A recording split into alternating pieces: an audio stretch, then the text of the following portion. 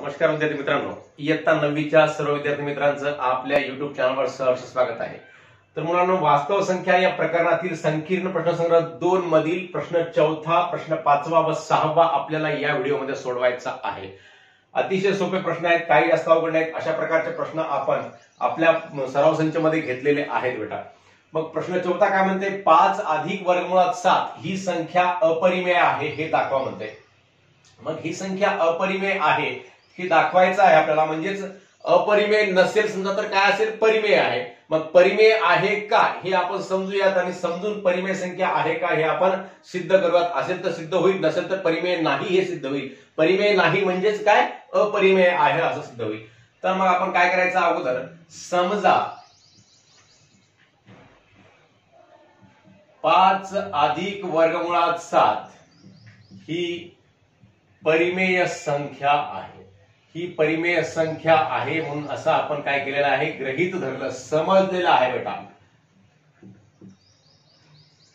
समजलेलं आहे या ठिकाणी। मग परिमेय संख्या असल्यानंतर परिमेय संख्येचे सर्व गुणधर्म या संख्येला आपणास लागू पडतील, म्हणजेच या संख्येला P छेद Q या रूपामध्ये सुद्धा आपल्याला मांडता आलं पाहिजे। आपण मांडणं ते शक्य होईल। मग आपण या संख्येला P छेद Q रूपामध्ये मांडूयात, कारण ही संख्या परिमेय आहे असा आपण गृहीत धरलेला आहे। मग 5 अधिक वर्गमुळात 7 बरोबर आहे P छेद Q। मग आता काय करायचं बेटा, म्हणून वर्गमुळामध्ये 7 बरोबर आहे P छेद Q। हे अधिकचं 5 काय केलं, बरोबर चिन्हाच्या पलीकडे नेलं, मग काय झालं, हे -5 झालं बेटा, म्हणजेच P छेद Q -5। आणि या बाजूला काय राहिलं इथं, तर वर्गमुळामध्ये 7 ही संख्या राहिली। मग वर्गमुळामध्ये 7 ही संख्या ही कशी आहे, परिमेय आहे का अपरिमेय आहे बेटा, तर ही संख्या अपरिमेय आहे। ही संख्या अपरिमेय असेल तर बरोबरी चिन्हाच्या एक बाजू अपरिमेय असेल तर दुसरी बाजू सुद्धा कशी असायला पाहिजे, अपरिमेय असायला पाहिजे। म्हणजेच ही बाजू अपरिमेय असेल तर ही सुद्धा अपरिमेय, ही परिमेय असेल तर ही सुद्धा परिमेय असेल। म्हणजेच वर्गमुळात 7 ही संख्या अपरिमेय आहे, म्हणून येथे वर्गमुळात 7 ही संख्या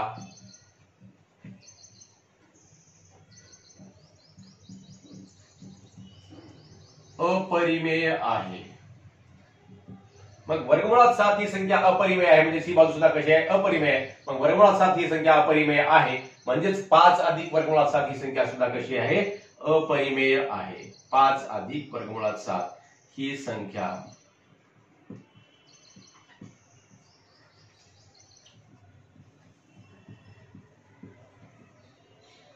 अपरिमेय आहे। अशा प्रकारे आपण हे दाखवू शकतो। अशा प्रकारे ही संख्या अपरिमेय आहे हे आपण या ठिकाणी सिद्ध केलेलं आहे। अतिशय सोपी बाब आहे। वर्गमुळात 7 बरोबर P छेद Q -5 या ठिकाणी केलं। मग ही P छेद Q -5 म्हणजे वर्गमुळात 7 ही अपरिमेय संख्या या ठिकाणी प्राप्त झाली। मग ही अपरिमेय असेल तर ही बाजू सुद्धा कशी आहे, अपरिमेय असली पाहिजे, म्हणजे ही संख्या कशी आहे, मग हे अपरिमेय आहे। आता पुढचा प्रश्न, खालील करणी सोप्या रूपात लिहा। ही करणी सांगितलेली आहे, या करणीला सोप्या रूपामध्ये लिहायचं आहे आपल्याला। 3/4 आणि वर्गमुळामध्ये 8 ही करणी आहे। मग यालाच कसं लिहितात बेटा, आपल्याला बघा बरं, 3/4 आणि वर्गमुळामध्ये हे संख्या जी दिली बेटा, त्या संख्येचे असे अवयव पाडायचे की त्या अवयवापैकी एक अवयव हा पूर्ण वर्ग संख्या असला पाहिजे। म्हणजेच 8 चे अवयव आपल्याला 4 × 2 हे पडतात। 4 ही संख्या कशी आहे, पूर्ण वर्ग संख्या आहे। मग याला 4 × 2 असं लिहायचं, बरोबर आहे। मग काय होते, हे 4 × 2 म्हणजेच याला आपण लिहूयात या ठिकाणी 3/4 आणि 4चं वर्गमूळ काय निघते बेटा, 4चं वर्गमूळ निघते 2 × 2 वर्गमुळामध्ये 2 असं आपण याला लिहू शकतो। म्हणजे त्या 4चं वर्गमूळ 2 बाहेर आला आणि हे 2 जे आहे ते वर्गमुळामध्ये जशाला तसं राहिलं। मग या 2 न या 4 ला भाग जातो, बे 1 बे आणि बे 2 4, म्हणजेच काय होते बेटा, 3/2 आणि हे वर्गमुळामध्ये 2 जशाला तसं कायम राहते। हे या करणीचं सोप्या रूपामध्ये आपण या ठिकाणी अशा प्रकारे लिहू शकतो। आता दुसरी संख्या सांगितली, ऋण 5/9 वर्गमुळामध्ये 45। आता या संख्येला सुद्धा आपण कसं लिहूयात, ऋण 5/9 जशाला तसं, आणि वर्गमुळामध्ये संख्या 45 ही संख्या जी सांगितली, या 45 संख्येचे अवयव आपण विविध पाडू शकतो। 15 × 2 = 30, 15 × 3 = 45 हे सुद्धा अवयव पडतात, आणि 9 × 5 = 45 हे अवयव पडतात। परंतु कोणते अवयव निवडायचे, तर 2 अवयवापैकी एक अवयव हा पूर्ण वर्ग संख्या असला पाहिजे। 15 आणि 3 मध्ये एकही अवयव पूर्ण वर्ग संख्या नाही। 15 × 3 एकही अवयव पूर्ण वर्ग संख्या नाही। परंतु 9 गुणिले 5 जर केलं 45, तर 9 ही संख्या कशी आहे, पूर्ण वर्ग संख्या आहे. मग 9 गुणिले 5 च्या रूपामध्ये आपण याला लिहायचं ऋण 5/9 आणि वर्गमुळामध्ये 9 गुणिले 5 असं लिहिलं बेटा. तर काय होते, ऋण 5/9 आणि 9चं वर्गमूळ किती निघते बेटा, 3 निघते, गुणिले 3 आणि वर्गमुळामध्ये 5. मग 3 इथं गुणाकाराचं चिन्ह नाही नसलं तरी तो गुणाकार आहे असं समजून घ्यायचं. गुणाकार लिहिला तरी चालतो, नाही लिहिला तरी चालतो. मग इथं 3 1 3 आणि 3 2 6 3 त्रिक 9 म्हणजेच काय ते ऋण 5/3 आणि हे वर्गमुळात 5 जसा तसा कायम राहतो. अशा प्रकारे आपण या संख्यांना इथं सोप्या रूपामध्ये, कर्णी संख्यांना सोप्या रूपामध्ये लिहिलेलं आहे. आता आपण लगेच पुढचा 6वा प्रश्न बघूयात. तर बेटा 6वा प्रश्न आहे, खालील करणींचा सोपा परिमेयीकरण गुणक लिहा. या करणी दिल्यात 6. मग या 6 करणींचा सोपा परिमेयीकरण गुणक म्हणजेच या संख्येचं, करणीस्थ संख्येचं परिमेय संख्येमध्ये रूपांतर होण्यासाठी या संख्येला कोणत्या अपरिमेय संख्येने गुणायचं हे आपल्याला या ठिकाणी लिहायचं आहे. म्हणजेच परिमेयीकरण गुणक लिहायचं आहे. म्हणजे कोणत्या संख्येनं गुणल्यानंतर याचं रूपांतर परिमेय संख्येमध्ये होईल अशा प्रकारचा गुणक आपल्याला लिहायचा आहे बेटा. म्हणजेच वर्गमुळात 32 ही संख्या सांगितलेली आहे. तर या संख्येला आपल्याला कसं लिहिता येते, तर ह्या संख्येचे, करणीस्थ संख्येचे असे अवयव पाडायचे की ज्या 2 अवयवापैकी एक अवयव काय असला पाहिजे, पूर्ण वर्ग संख्या असल्या पाहिजे. असा अवयव पाडता येतो का, तर 16 2 32 हे अवयव पडतात. 16 ही संख्या पूर्ण वर्ग संख्या आहे. मग याला आपण 16 गुणिले 2 असं लिहूयात बाळांनो. मग 16 गुणिले 2 लिहिल्यानंतर यालाच आपल्याला कसं लिहिता येतं बेटा, 16चं वर्गमूळ निघते 4 वर्गमुळामध्ये 2. मग 4 वर्गमुळामध्ये 2 आपण हे याचं उत्तर लिहिलेलं आहे. मग 4 वर्गमुळामध्ये 2 आलं म्हणून मग 4 वर्गमुळामध्ये 2 ला कोणत्या संख्येनं गुणल्यानंतर या संख्येचं रूपांतर आपल्याला परिमेय संख्येमध्ये होईल. परिमेयीकरण गुणक लिहायचं आहे. म्हणजेच या संख्येचं रूपांतर परिमेय संख्येमध्ये. म्हणजेच वर्गमुळात 2 ला वर्गमुळात 2 न गुणायचं बेटा. वर्गमुळात 2 गुणले वर्गमुळात 2 केलं तर काय होते, याचं उत्तर काय होते बेटा, बरोबर आहे 4 वर्गमुळात 2 गुणले वर्गमुळात 2 किती होतात, 2 होतात. म्हणजेच याचं उत्तर येते 8 येते बेटा. म्हणून 4 वर्गमुळात 2 गुणले वर्गमुळात 2 बरोबर आहे 4 गुणले 2 बरोबर आहे 8. म्हणून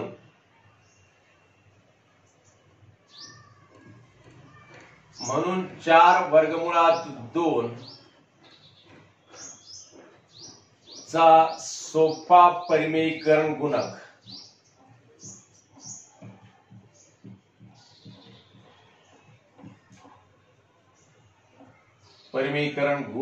बरोबर आहे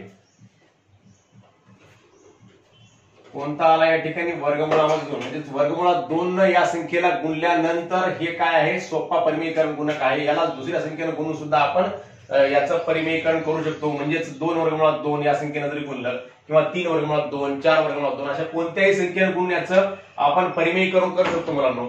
परंतु सोपा परिमेयीकरण गुणक सांगितलेला आहे. सोपा म्हणजे काय, याचं जे वर्गमुळामध्ये म्हणजे कनिष्ठ संख्या जी आहे एवढ्या संख्येनं आपण गुणायचं इकडं. म्हणजे याचं काय होते, मग हे सोपा परिमेयीकरण गुणक असतो. आता इथं वर्गमुळामध्ये 50 सांगितलं. वर्गमुळात 50 लाच आपण कसं लिहू शकतो, 2 अवयवापैकी एक अवयव पूर्ण वर्ग संख्या म्हणजेच 25 दोन्ही 50 असं लिहू शकतो बेटा. बरोबर आहे 25 गुणिले 2 बरोबर आहे 5 वर्गमुळामध्ये 2. हे आपण याला असं लिहू शकतो 5 वर्गमुळात 2.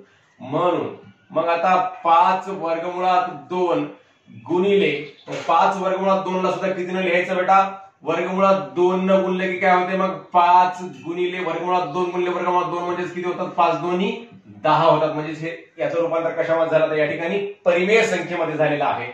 म्हणजेच 5 वर्गमुळात 2 चा सोपा परिमेयीकरण गुणक कोणता आहे, मग म्हणून 5 वर्गमुळात 2 चा सोपा परिमेयीकरण गुणक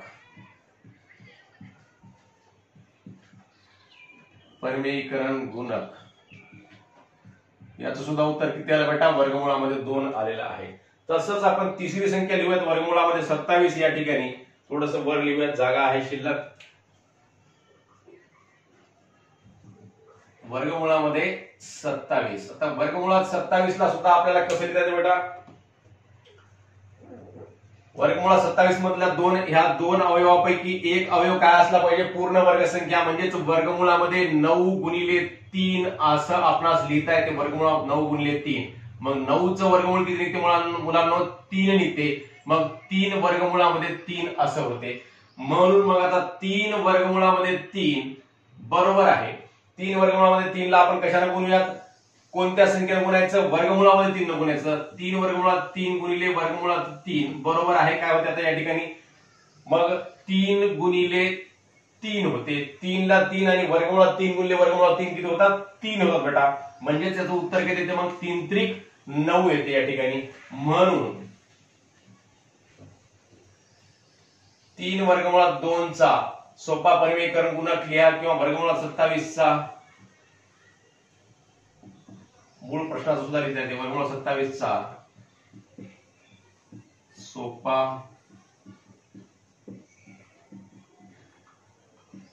परिमेयीकरण गुणक बरोबर आहे. काय आहे या ठिकाणी? वर्गमुळामध्ये 3 आहे. इथं सुद्धा तसंच लिहू शकतो आपण. वर्गमुळामध्ये 50 आणि इथं वर्गमुळामध्ये 32.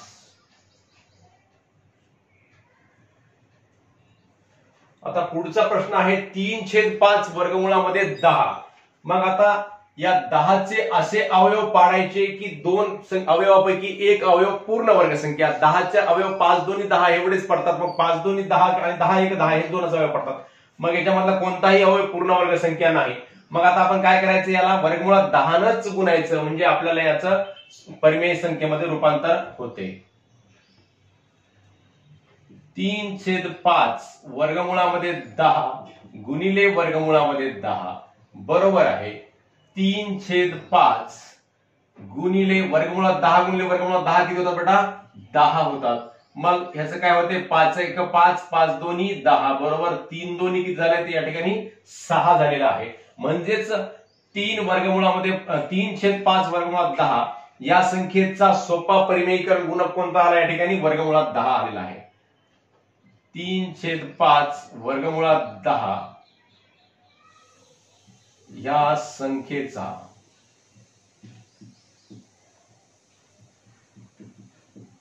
सोपा परिमेयीकरण.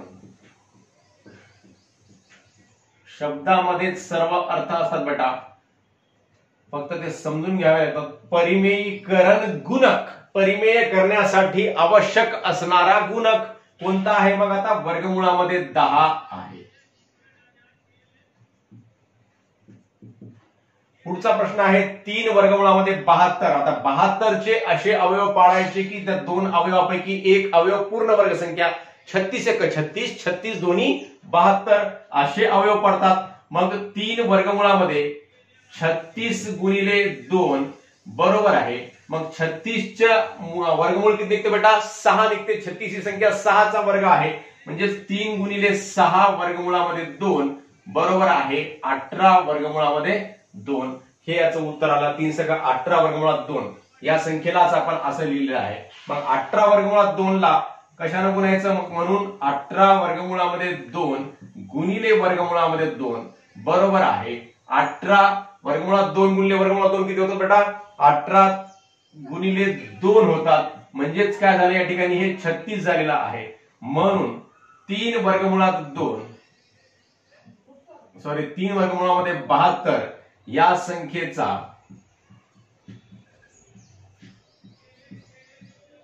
सोपा परिमेयीकरण गुणक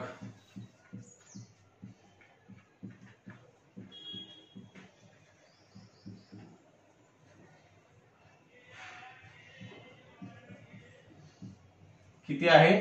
वर्गमुळामध्ये 2 आहे.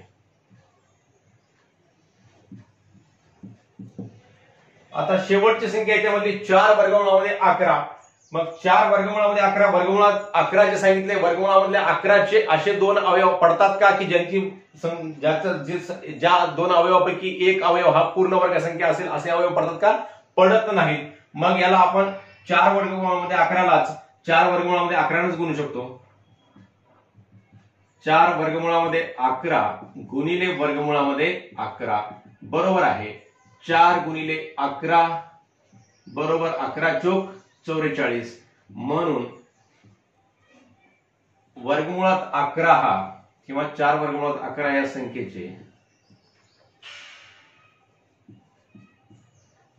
या संख्येचा सोपा परिमेयीकरण गुणक कोणता आहे?